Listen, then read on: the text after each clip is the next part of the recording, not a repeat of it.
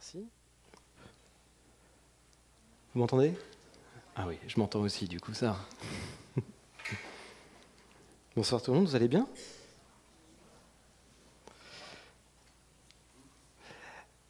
Ok, alors aujourd'hui, nous allons parler d'amour. Alors je sais que ça peut paraître anodin d'arriver comme ça dans une église et de dire qu'on va parler d'amour. Surtout après une semaine entière à prier pour ça. Non, c'est vrai, après tout, quand même, c'est comme si j'arrivais et que je vous disais aujourd'hui on va parler de Jésus. Non? C'est un peu pareil. Bon, ça tombe bien parce que l'amour, c'est un peu comme Jésus. En fait, ça nous appartient autant que Jésus. Et on va regarder ça ensemble. Vous voulez bien? Ok. Alors on y va. Ce que je vous propose pour commencer, alors je ne sais pas si on va avoir les versets, parce j'ai eu un petit souci technique, mais peut-être que Glo va pouvoir voir, on va voir. On va commencer dans Matthieu au chapitre 22, versets 36 à 40. Ah, waouh, c'est super, c'est en grand. Maître, quel est dans la loi le commandement le plus grand? Jésus lui répondit, tu aimeras le Seigneur ton Dieu de tout ton cœur, de toute ton âme et de toute ta pensée. C'est là le commandement le plus grand et le plus important. Et il y en a un second qui lui est semblable, tu aimeras ton prochain comme toi-même. Tout ce qu'enseignent la loi et les prophètes est contenu dans ces deux commandements. Oula, je marche sur les plantes, ça va pas du tout. Hop. Alors, le premier commandement, celui que Jésus met au-dessus de tous les autres, c'est d'aimer. Et aimer qui? Ok, aimer Dieu. Et il faut l'aimer comment?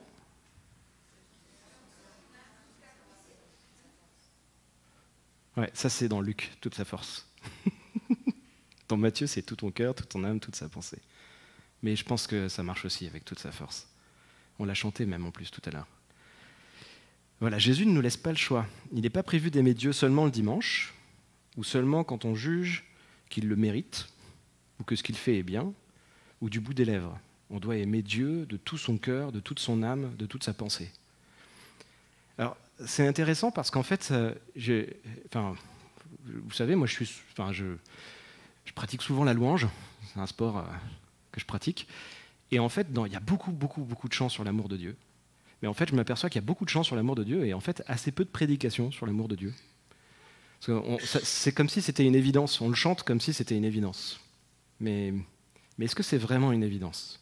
Est-ce qu'on aime vraiment Jésus à chaque fois qu'on ouvre sa parole, à chaque fois qu'on lit, à chaque fois qu'on aime Dieu, à chaque fois qu'on ouvre la Bible, on se dit « Waouh, Dieu, je t'aime de tout mon cœur, de toute mon âme, de toute ma pensée ». C'est vrai, non? Je ne sais pas, mais messieurs, ceux qui sont mariés, là, quand vous regardez votre femme, vous vous dites bien « Ah, je l'aime ». Est-ce que vous aimez Dieu comme ça? Non? Non, peut-être? Oui? Réfléchissez. Non, on y reviendra, c'est pas grave, c'est pas grave. On réfléchit, on garde ce truc. Voilà, vous allez voir, on va faire plein de trucs comme ça. On va garder plein de trucs en mémoire, puis on va essayer de tout recomposer à la fin. Ok, donc là-dessus, Jésus, quand il donne ce commandement d'aimer Dieu, de tout ton cœur, de tout son cœur, de toute son âme, de toute sa pensée, en fait, il reprend finalement un commandement qui avait déjà été donné par Dieu au peuple juif dans Deutéronome.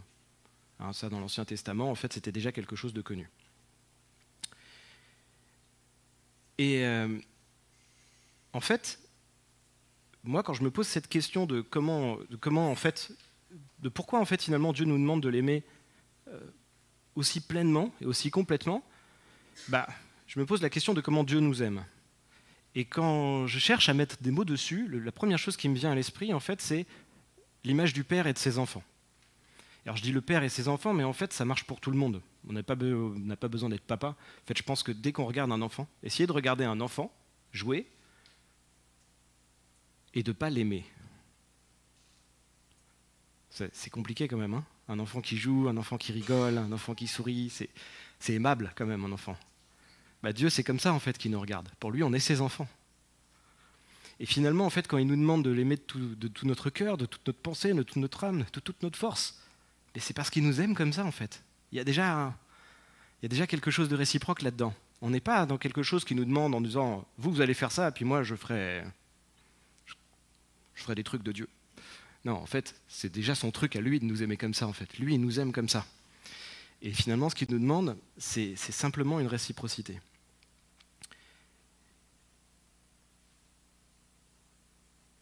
Là encore, si quand je vous dis, quand vous voyez des enfants, vous ne pouvez pas vous dire que ah là là, qu'est-ce que c'est mignon un enfant, qu'est-ce que c'est adorable. Si vous sentez que des fois votre cœur il est un peu sec face à ce genre de situation, on y reviendra après. Ok ? C'est pas grave. On y revient après. On va continuer le passage. Tu aimeras ton prochain comme toi-même. Ça, c'est la suite du passage. Normalement, il dit, il y en a un second, c'est ça ? Voilà. C'est là le commandement le plus grand. Il y en a un second qui lui est semblable. Tu aimeras ton prochain comme toi-même.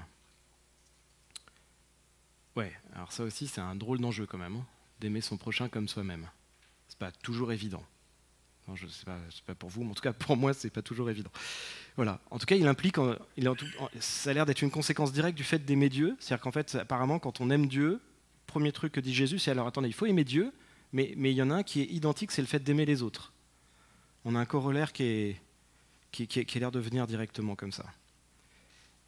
Et en plus de ça, c'est à tiroir en fait, parce que ça ne veut pas simplement dire aimer les autres, ça veut aussi dire aimer les autres, mais comme soi-même. Ce qui veut dire que quelque part, on doit aussi s'aimer. Alors ça, les jeunes, au groupe de jeunes, on en a parlé de ça, du fait d'aimer les autres et de s'aimer soi-même, et du fait que ça ne pouvait pas marcher l'un sans l'autre. Mais on va y revenir, parce qu'on sent bien que là, Jésus, il veut nous emmener quelque part. Il parle de Dieu, il parle des autres et il parle de nous. Et au milieu de tout ça, il y a l'amour. Ok.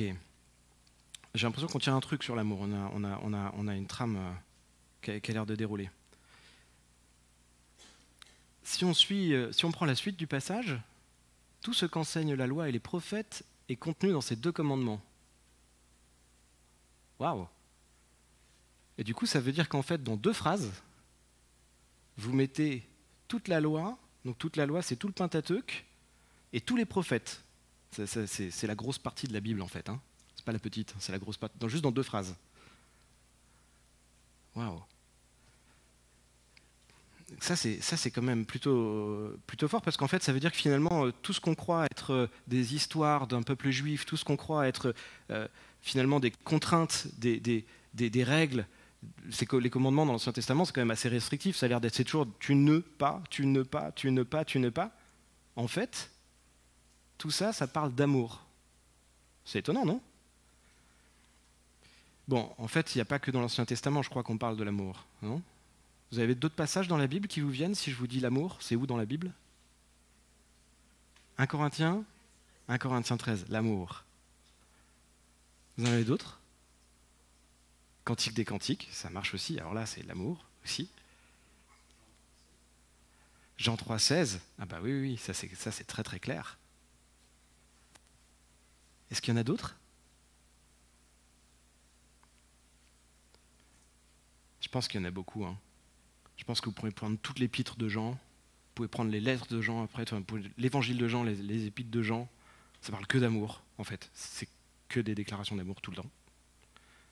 C'est l'amour de Dieu transpire complètement à travers la Bible.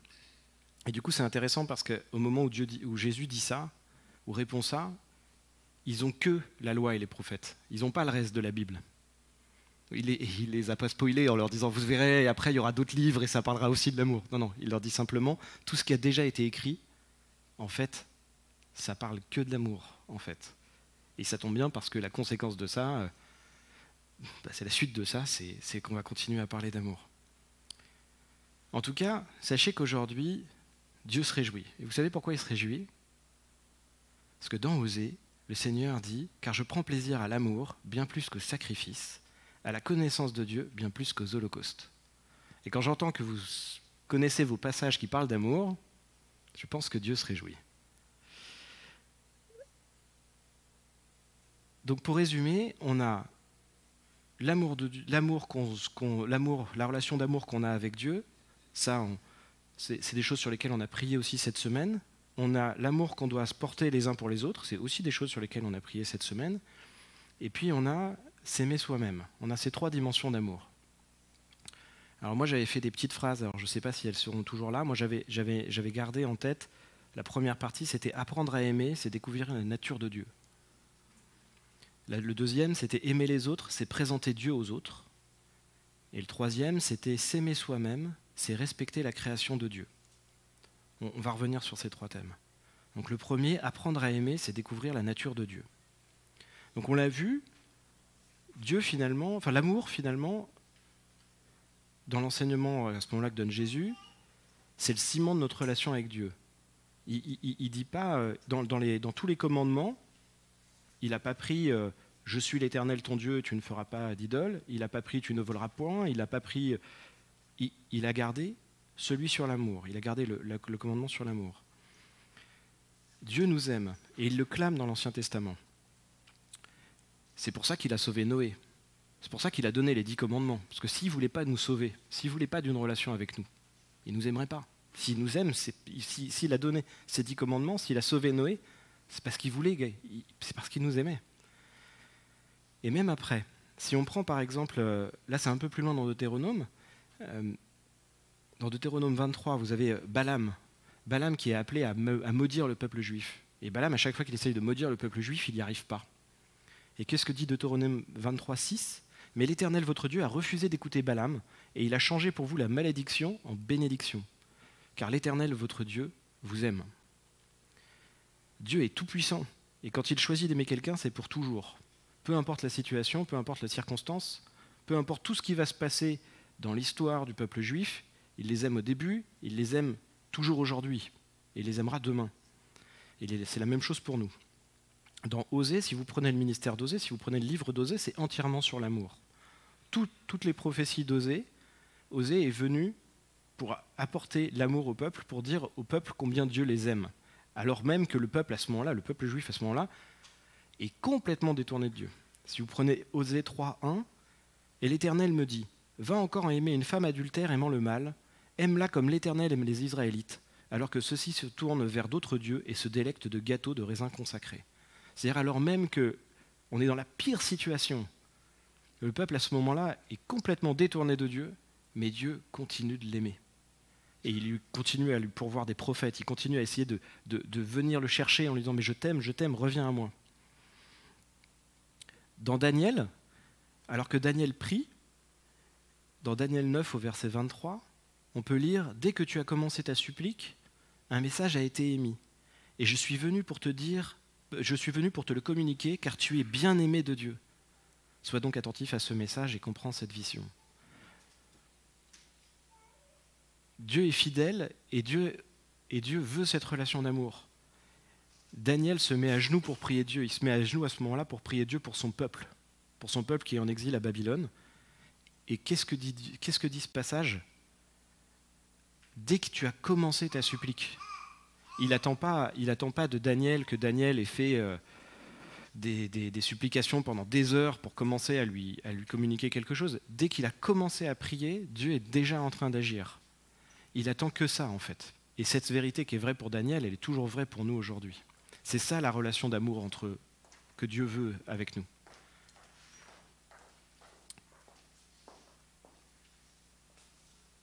David, dans le psaume 58, et là je pense que ces deux-là viennent aussi beaucoup de chants, lui dit « Je veux donc te célébrer par mes chants, toi qui es ma force. Oui, Dieu est ma forteresse, c'est un Dieu qui m'aime. » David qui connaît le cœur de Dieu, qui a appris à aimer avec Dieu,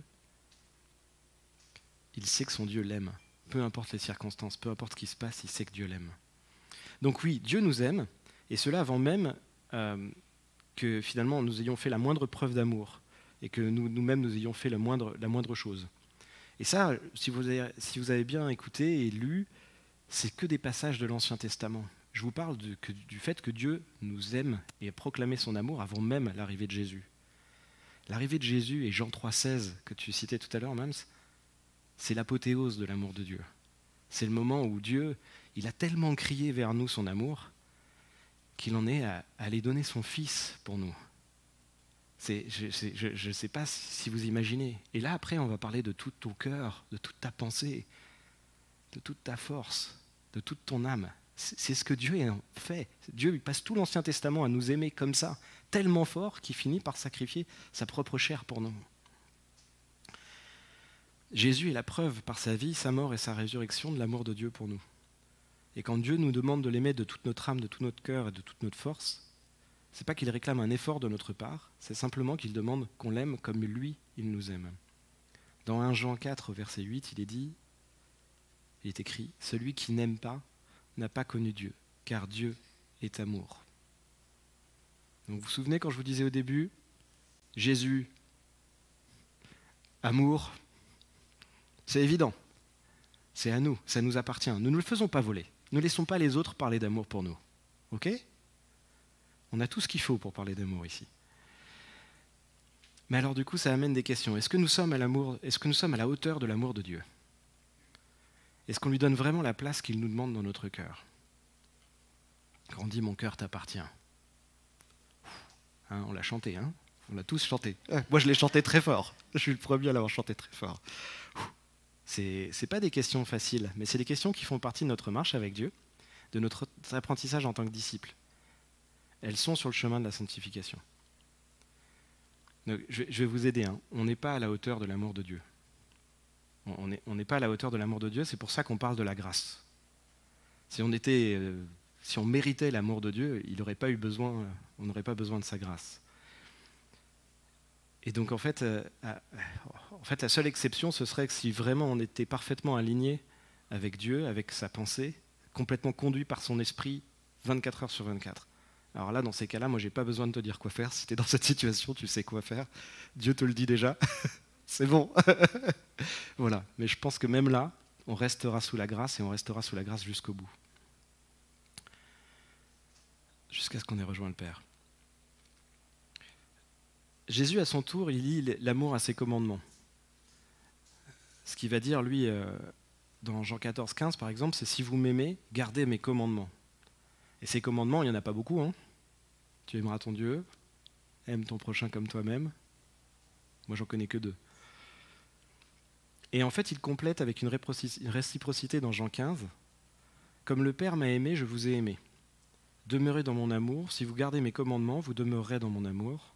De même que j'ai gardé les commandements de mon Père et que je demeure dans son amour. » Donc là, Jésus commence à nous donner le lien en nous disant, voilà, mes commandements, ils sont là pour que vous puissiez aimer Dieu de la bonne manière, et en étant dans les commandements, si vous êtes vraiment dans les commandements de Dieu, vous êtes dans la présence de l'amour de Dieu. Vous aimez Dieu comme il faut, en fait. Et Dieu est là, et vous êtes au bénéfice de son amour. Donc on a un exemple à suivre, on a l'exemple de Jésus à suivre, parce que lui, clairement, toute la parole nous dit qu'il a aimé Dieu, et qu'il a aimé Dieu avec fidélité, avec persévérance, avec constance. Il a fait fi de ses propres désirs pour ceux du Père. Le deuxième point, c'était aimer les autres. Et donc moi, je l'avais tourné, aimer les autres, c'est présenter Dieu aux autres. Dans les 10 commandements, il y a les 4 premiers. Les 4 premiers, ils parlent de la relation que les hommes ont avec Dieu. Et les 6 commandements suivants, ils parlent de la relation finalement que doivent avoir les hommes les uns avec les autres.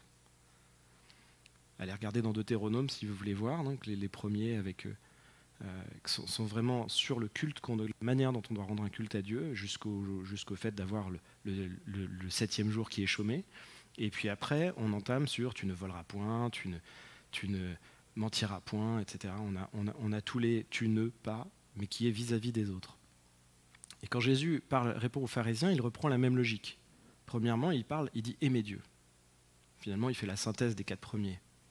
C'est finalement, si tu aimes Dieu, tu vas appliquer tout ce que Dieu t'a demandé. Et le deuxième, aime ton prochain comme toi-même. Si tu aimes ton prochain, tu vas le respecter, tu vas respecter ses biens, tu vas respecter sa femme, tu vas respecter ses propriétés, tu vas être correct avec lui, tu vas l'aimer. Et ce qui est intéressant, c'est qu'on présente souvent ce deuxième commandement comme novateur, car il n'apparaît pas dans les 10 premiers. Mais comme nous l'avons vu, Dieu est constant. Et si on va regarder dans Lévitique 19, 18, Dieu donne déjà cette instruction à son peuple. « Tu ne te vengeras pas et tu ne garderas pas de rancune envers les membres de ton peuple, mais tu aimeras ton prochain comme toi-même. Je suis l'Éternel. » Effectivement, Jésus, par son discours, il a choqué beaucoup de ses contemporains parce qu'il avait une compréhension de Dieu, une compréhension de l'amour total de Dieu qui était complètement inconcevable pour ses contemporains. Et clairement, il leur montrait la voie, et ces raccourcis-là, ces chemins-là, ils n'étaient pas capables de les faire, en fait. Ils étaient tellement enfermés dans leurs 10 commandements et tout ce qu'ils ont rajouté en plus dessus, finalement, qu'ils ont raté complètement le lien qu'il y avait très fort entre l'amour de Dieu d'un côté et l'amour de son prochain de l'autre. Et comme Jésus le dit lui-même, hein, il ne fait rien de sa propre initiative, mais il transmet ce que le Père lui a enseigné. Ça, vous avez ça dans Jean 8, 28. Le verset suivant, pour parler d'aimer son prochain, c'est un verset qui me touche particulièrement, parce qu'en fait, c'est celui qui est gravé dans mon alliance, et dans celle de mon épouse d'ailleurs. Donc c'est 1 Jean 4, 12. Dieu, personne ne l'a jamais vu, mais si nous nous aimons les uns les autres, Dieu demeure en nous, et son amour se manifeste pleinement parmi nous. Pour moi, ce verset, en fait, il résume complètement le fait d'aimer son prochain.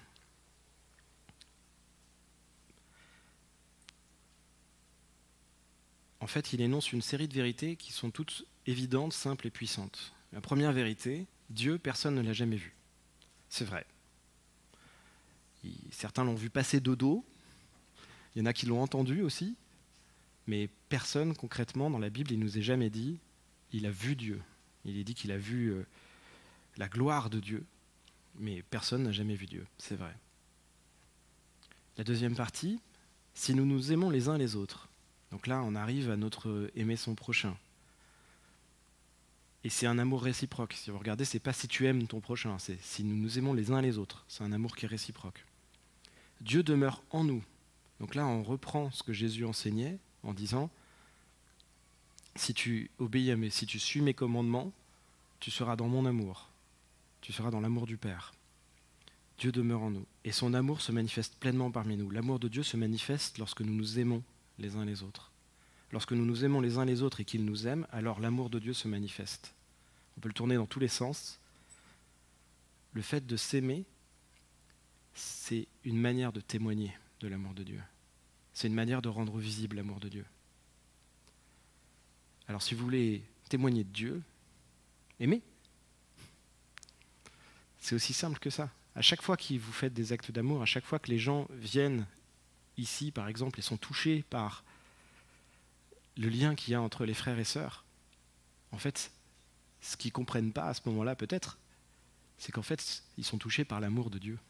C'est l'amour de Dieu qui nous unit aujourd'hui. C'est l'amour qui nous unit en tant que mari et femme, c'est l'amour qui nous unit en tant qu'Église. Et c'est cet amour qui est le ciment de nos relations et qui doit être le ciment de nos relations.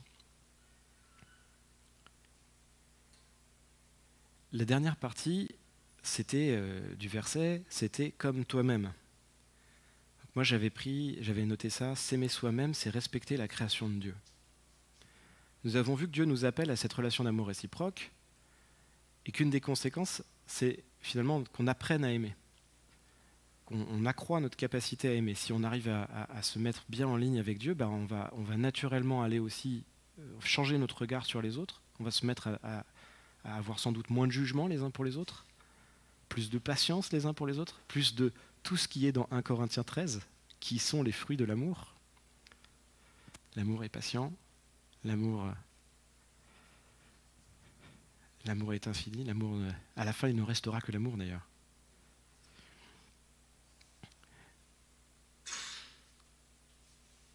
Eh bien, en fait, du coup, il nous appelle à aimer les autres pour rendre visible ce lien qui nous unit à Dieu. Et donc parlons maintenant de ce « comme toi-même ». Nous en avons parlé tout à l'heure. En fait, je pense que là, maintenant vous l'avez compris, si on dit aimer Dieu, si on dit qu'il y a un lien entre aimer Dieu et aimer les autres, ça paraît évident.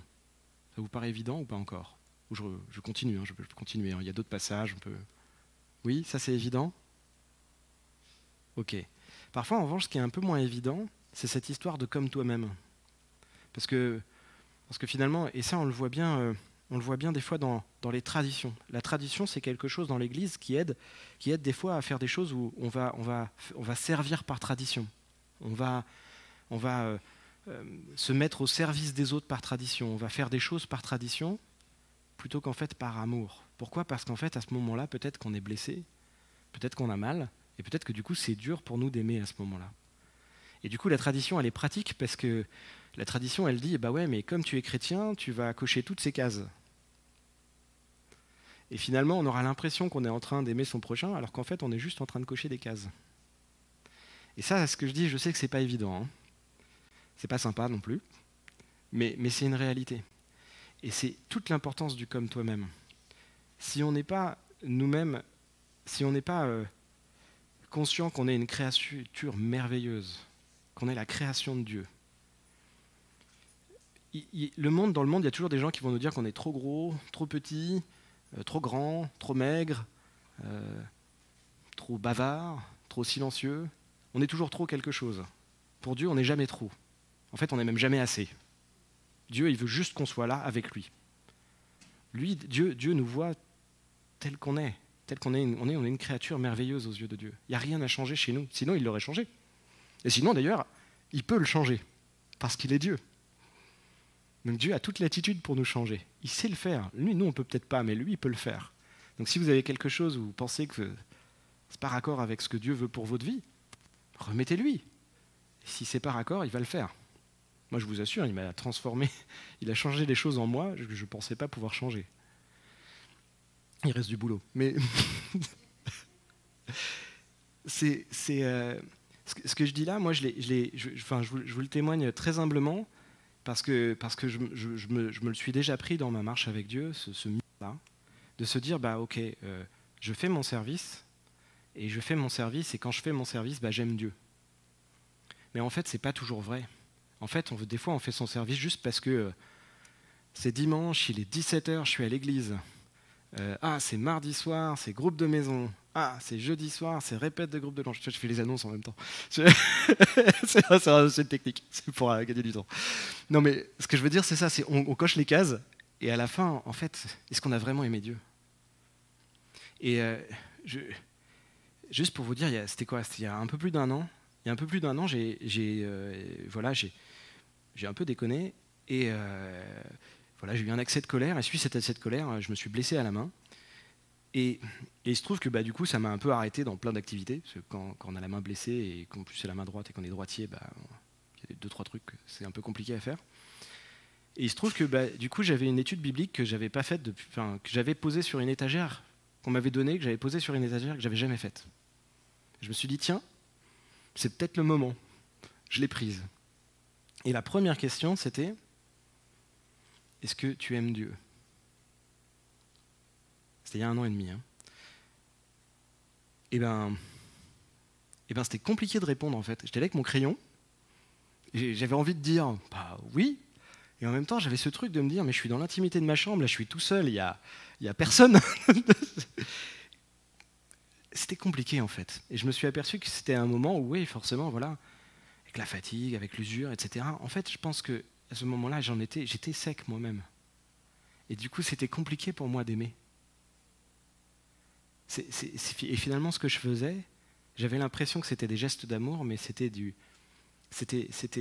sans doute simplement par réflexe conditionné, vous savez, comme les animaux à qui les canards on coupe la tête puis ils continuent à marcher. Voilà. Un peu bizarre comme comparaison, mais c'est un peu ça, quoi. Je continuais à marcher, en fait. Je continuais à faire mon service comme je devais faire mon service. Me coupez pas la tête, s'il vous plaît. Je vais continuer à parler en plus, j'en suis capable. Je continuais à faire mon service, mais c'était plus par amour. Et ça, c'est hyper fort, en fait. Moi, je me suis pris ce mur en pleine tronche, et je voulais le partager avec vous, parce que je pense que ça arrive à chacun. C'est quand on sert Dieu, il y a un moment donné où en fait, on voit bien, en fait, Dieu, il veut pas juste il le dit, il veut des adorateurs qu'il aime en esprit et en vérité. Et la vérité, c'est vachement fort. C'est pas juste, c'est bon, j'ai fait toutes mes cases. En vérité, j'ai fait toutes les cases. C'est pas ça. C'est vraiment du fond du cœur, Et c'est ça qui change tout. C'est ça, s'aimer soi-même. Et c'est pas simple. Et il y a plein de passages dans la Bible qui nous disent que ça va pas être simple. Et là encore, hein, c'est pas. Si on prend en Hébreux 3, par exemple, il y a ce passage assez terrible où il parle de l'endurcissement des cœurs. Il parle du fait que le peuple juif a le cœur à un moment donné endurci. Je vous rappelle que le peuple juif, il est souvent mis là pour nous parler de nous. Mais quand je dis nous, c'est pas juste le peuple juif, c'est nous, c'est chacun individuellement. Et là, c'est exactement ça, en fait. Ils disent « N'endurcissez pas vos cœurs comme lors de la révolte ». Un peu plus loin dans Hébreux 3, il dit « Mais prenez garde, frères, que quelqu'un de vous n'ait pas un cœur mauvais et incrédule au point de se détourner du Dieu vivant. Mais exhortez-vous les uns les autres chaque jour, aussi longtemps que peut dire aujourd'hui, afin qu'aucun de vous ne s'endurcisse par la séduction du péché, car nous sommes devenus participants de Christ. » Si on veut vraiment aimer Dieu, si on veut vraiment aimer son prochain, si on veut vraiment changer la manière dont on sert, et déjà, il faut commencer par notre cœur à nous en fait. Et si ce qu'on a sur notre cœur à nous, c'est pas carré, c'est pas, on se dit mais en fait, je suis un peu sec là, je fais mon truc comme ça, tchac tchac, intellectuellement j'ai compris toutes les, ok, remettez ça à Dieu en fait. Là, allez dans la promesse d'Ézéchiel. On est dans un temps où le Seigneur nous demande d'aller chercher ses promesses. Il y en a 2000. Il y en a 2000 dans la Bible. Donc vous voyez le temps. Alors on peut prêcher longtemps. Il y a 2000 promesses. Ézéchiel 11, 19, je leur donnerai un même cœur et je mettrai en vous un esprit nouveau. J'ôterai de leur corps un cœur de pierre et je leur donnerai un cœur de chair. Ça, c'est une vraie promesse. Quand vous vous sentez sec, demandez à Dieu de venir mettre en vous un cœur de chair. Ça change juste tout. Ça change tout. Ça change votre manière de regarder les autres, ça change la manière de vous regarder vous-même, ça change la manière de vous servir. Ça change tout. Et les autres le voient, et quand ils le voient, ils voient Dieu. Ils voient l'amour de Dieu. Je pourrais continuer à vous parler de l'amour de Dieu toute la soirée. Je vais être très clair. Mais voilà, il est venu pour moi le temps de conclure. Donc, on a vu que tous les enseignements qui sont contenus, tous les enseignements de la loi et des prophètes sont contenus dans les 2 commandements. Donc si vous voulez aller plus loin, ce que je vous invite à faire, c'est vous prenez votre Bible et vous allez lire les passages des fois un peu ardus, Deutéronome, Lévitique, et lisez-les comme s'il s'agissait d'un roman d'amour. Essayez, non mais vraiment essayez. Bon, ok, très honnêtement, ça reste ardu. Ça reste ardu. Mais ça, c'est parce que nous aussi, on a un peuple avec le cou raide, en fait. Donc on a besoin d'entendre que c'est pas facile et il ne faut pas s'endurcir. Mais en fait, en vrai, le Seigneur, il essaye toujours de clamer son amour. Dieu nous aime, Dieu t'aime, tu es aimé. Et ça, c'est important.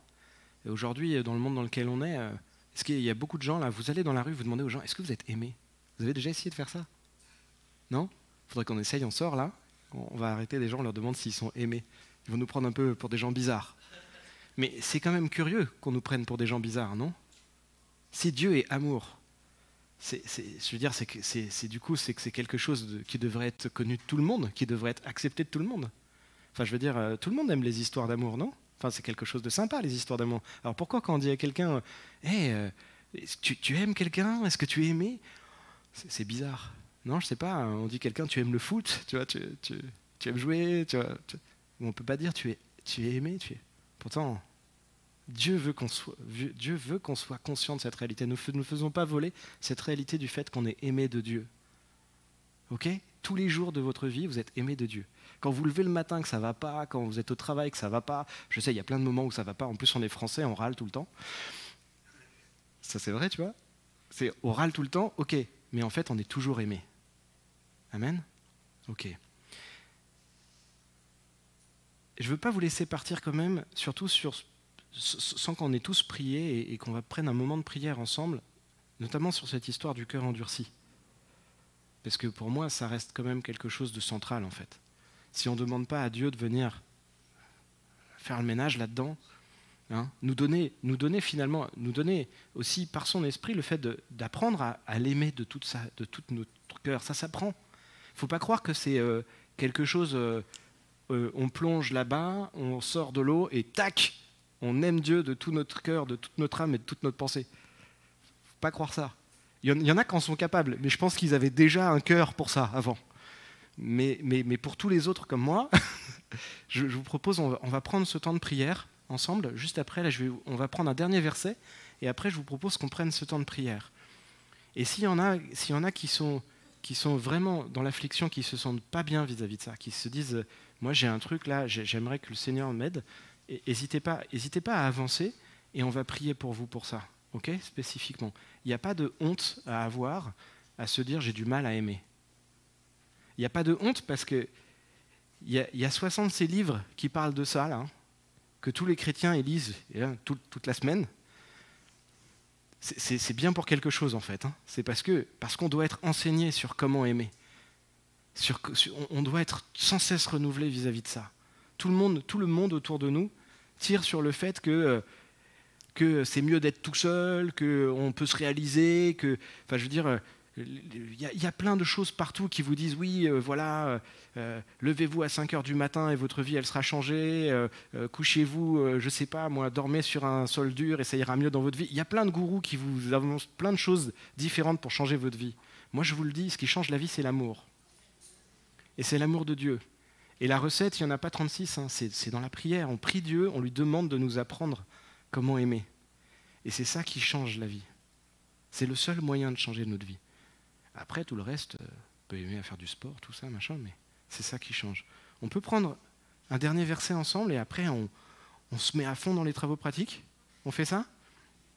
Ok, ce dernier verset, il est de Paul. Alors Paul, il est un peu excité, tout ça, hein, tout le temps.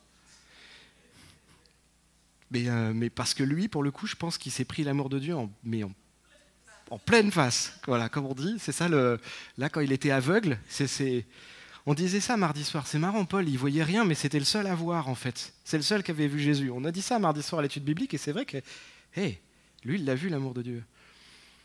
Mais dans toutes ces choses, nous sommes plus que vainqueurs. C'est Romains 8, versets 37-39. Mais dans toutes ces choses, nous sommes plus que vainqueurs par celui qui nous a aimés.